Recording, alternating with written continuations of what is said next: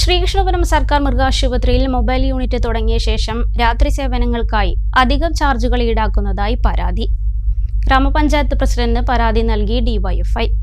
വീടുകളിലെത്തിയുള്ള വാതിൽപ്പടി സേവനത്തിന് ചാർജ് വാങ്ങുന്നതിൽ കുഴപ്പമില്ലെന്നും, എന്നാൽ തങ്ങളുടെ വളർത്തുമൃഗങ്ങളുമായി രാത്രി ആശുപത്രിയിൽ എത്തുന്ന ആളുകളിൽ നിന്നും 450 രൂപ മുതലുള്ള ചാർജ് ഈടാക്കുന്നതായും ഇത് സാധാരണക്കാരായ ജനങ്ങൾക്ക് ബുദ്ധിമുട്ടുണ്ടാക്കുന്നതായും ഡിവൈഎഫ്ഐ നേതാക്കൾ പറഞ്ഞു.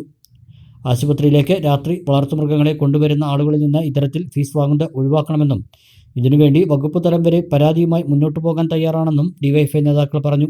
ശ്രീകൃഷ്ണപുരം മൃഗാശുപത്രിയിലെ മൊബൈൽ വെറ്റിനറി യൂണിറ്റുമായി ബന്ധപ്പെട്ട് നിലവിൽ നിരവധി പരാതികളൊക്കെ വന്ന സാഹചര്യത്തിലാണ് ഡിവൈഎഫ്ഐയുടെ നേതൃത്വത്തിൽ പഞ്ചായത്ത് പ്രസിഡന്റിന് നിവേദനം നൽകാൻ ഉള്ളൊരു നടപടിയായിട്ട് മുന്നോട്ട് പോയിട്ടുള്ളത്.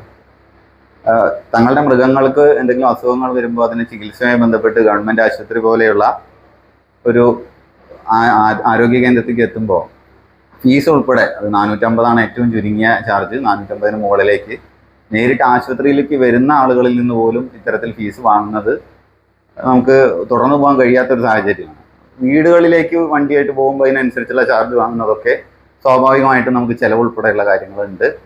അത് തുടർന്നു പോയാലും കുഴപ്പമില്ല. പക്ഷേ ആശുപത്രിയിലേക്ക് എത്തുന്ന പട്ടി അല്ലെങ്കിൽ പൂച്ച പോലെയുള്ള ഓമന മൃഗങ്ങളെ കൊണ്ടുവരുമ്പോൾ 500 രൂപ മുതലാണ് ഇപ്പോൾ വൈകുന്നേരങ്ങൾ ചാർജ് ചെയ്യുന്നത്. അതിനെതിരെ അല്ലെങ്കിൽ ആ തരത്തിലുള്ള ഒരു നടപടിക്കെതിരെ ഡിവൈഎഫ്ഐ നേതൃത്വത്തിൽ നിവേദനം കൊടുത്തിട്ടുണ്ട്. ആശുപത്രിയിലേക്ക് വരുന്ന മൃഗങ്ങളിൽ നിന്ന് പൈസ ചാർജ് ചെയ്യാൻ ഉള്ളത് ഒഴിവാക്കണം എന്നാണ് ഡിവൈഎഫ്ഐയുടെ ആവശ്യം. ഡിവൈഎഫ്ഐ ശ്രീകൃഷ്ണപുരം മേഖലാ സെക്രട്ടറി സുജിത്ത്, മേഖലാ president Sarath, vice president Rajeev, secretariat അംഗങ്ങളായ കൃഷ്ണദാസ്, സച്ചിൻ, ഹിത, രാഹുൽ, റിജോയ്, ശ്രീരാഖ് എന്നിവർ പങ്കെടുത്തു.